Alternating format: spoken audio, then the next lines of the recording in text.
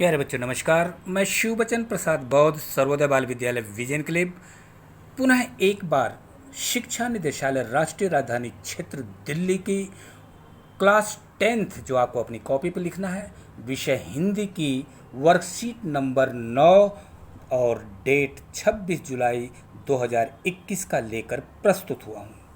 प्यारे बच्चों, वर्कशीट पूरा करने से पहले ये सारी प्रक्रियाओं को आपको कॉपी पर लिखना है, अपने नाम को लिखना है और कक्षा अध्यापक का नाम लिखना है। प्यारे बच्चों, सभी विषयों का हल उत्तर समाधान जानने के लिए आपको जेडी सॉल्यूशन के यूट्यूब चैनल को आप सब्सक्राइब करेंगे तो आपको सभी विषयों का उत्तर हल समाधान मिल जाएगा। तो प्यारे बच्चों, आज भी अपठित गद्यांश है, क्लास 10th की है। अपठित गद्यांश पर आजकल बड़ी चर्चा हो रही है और फिर हम इसी पर चर्चा करते हैं। आइए पढ़ने का प्रयास करते हैं। प्यारे बच्चों, थोड़ा सा सेट कर रहा हूं मैं। हाँ, आइए पढ़ते हैं। यदि हम चाहते हैं कि भविष्य में अच्छे नागरिक मिलें तो हमें विद्यार्थियों को सभी दृष्टि से योग्य बनाना पड़ेगा। पहली बात उनमें राष्ट्रभक्ति की भावना का संचार करने की है। हमारा विद्यार्थी वर्ग स्वयं को राष्ट्र की धरोहर समझकर अपनी रक्षा करे। उसे यह बात मन में डाल लेनी है कि उनके ऊपर भारत की रक्षा का भार है।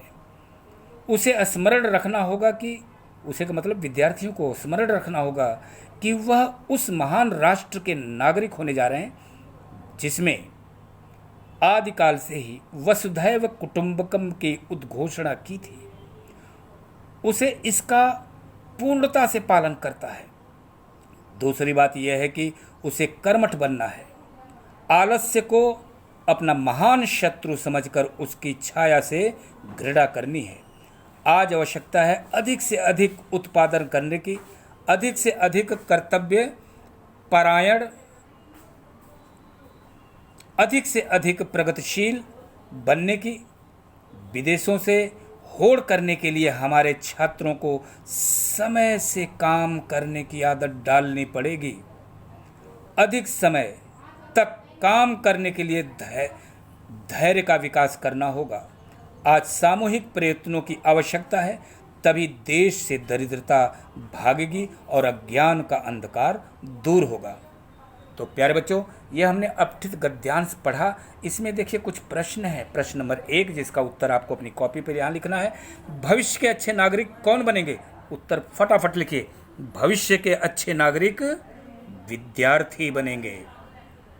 भविष्य के अच्छे नागरिक विद्यार्थी बनेंगे, आपको यहाँ लिखना है। देखिए यहाँ यूनिटी का प्रतीक है कि हम बहुत सारे लोग हैं, हम फिर भी हाथ से हाथ मिलाए हैं, लेकिन इन सब का जिम्मा एक होने के लिए आज विद्यार्थियों को आना पड़ेगा। यही वसुधैव कुटुंबकम का नारा था। प्यारे बच्चों, प्रश्न नंबर 2 देखिए। आपके अनुसार आज राष्ट्र के विकास के लिए किसकी आवश्यकता है? उत्तर लिखिए।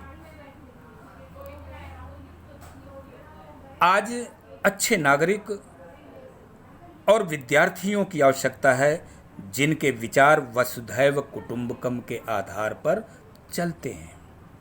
आज अच्छे नागरिक और विद्यार्थियों की आवश्यकता है जिनकी विचारधारा वसुधैव कुटुंबकम के आधार पर चलती है। तो प्यारे बच्चों, उसका उत्तर आपको यहाँ लिखना है। प्रश्न नंबर 3 देखिए, क्या है? विद्यार्थियों को किस सामूहिक योगदान से राष्ट्र की प्रगति होगी? उत्तर लिखिए। विद्यार्थियों और नागरिकों के अधिक से अधिक विद्यार्थियों और नागरिकों के अधिक से अधिक कर्तव्य परायणता और श्रम उत्पादन से ही राष्ट्र की प्रगति होगी। तो आपको उत्तर यहाँ लिखना है। प्यारे बच्चों, प्रश्न नंबर 4 देखिए। वसुधैव कुटुंबकम का अर्थ समझाइए। इसके लिए अपने शिक्षकों के या घर के बड़े लोगों की सहायता लें।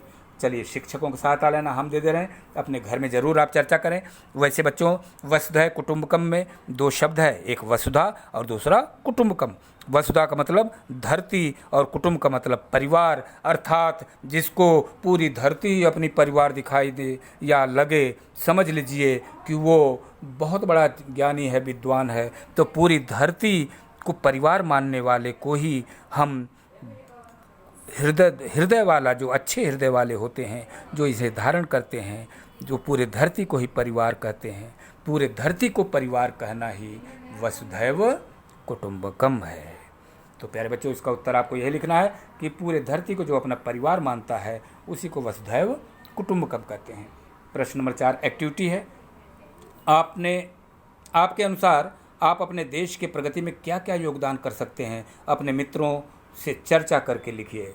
तो आप बात कीजिए। हम आपको बता रहे हैं, जो हम चर्चा करते रहते हैं अपने देश के प्रति, कि राष्ट्र हमारा जीवन है, राष्ट्र नहीं तो हम नहीं, राष्ट्र के बिना हमारा कहीं विश्व में कोई पहचान नहीं। इसलिए हम जहाँ भी रहते हैं अपने राष्ट्र के प्रति समर्पित रहते हैं। अपने राष्ट्र को बढ़ाने के लिए हमें उच्च कोटि की शिक्षा लेकर अपने देश के तरक्की के लिए योगदान करते रहना चाहिए। अज्ञानता, अंधविश्वास, आडंबर, पाखंड खत्म करके हमें विज्ञान और प्रकृति के आधार पर वैज्ञानिक दृष्टिकोण फैलाना चाहिए और राष्ट्र की मर्यादा और उसकी रक्षा करने के लिए तैयार रहना चाहिए। तो प्यारे बच्चों, ये इसका उत्तर यहाँ लिखना है। प्रश्न नंबर 6, जिसका उत्तर आपको लिखना है कि क्या है, गद्यांश का उचित शीर्षक लिखिए। शीर्षक का मतलब इसका क्या नाम दिया जा सकता है। तो आप उत्तर यहाँ लिख लीजिए। इसका नाम मेरे समझ से विद्यार्थी और राष्ट्रभक्ति, चाहे तो आप ये लिख लीजिए, या विद्यार्थी और राष्ट्रीय भावना, ये भी लिख सकते हैं। तो प्यारे बच्चों, मैंने आपको सारे उत्तर बता दिए हैं।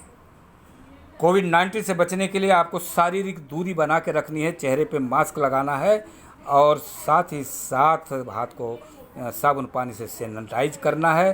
और प्यारे बच्चों, तभी सुरक्षा हो सकती है। नाक मुंह को अच्छी तरह से मास्क से ढकें और सभी विषयों का उत्तर हल समाधान जानने के लिए जेडी सॉल्यूशन को जरूर सब्सक्राइब करें। यह यूट्यूब चैनल है जिससे आपको सभी विषयों का उत्तर हल समाधान मिल सके। इन्हीं सब अपील के साथ मैं शिवबचन प्रसाद बौद्ध सर्वोदय बाल विद्यालय विजन क्लब आपसे विदा लेता हूँ। थैंक यू, नमस्कार।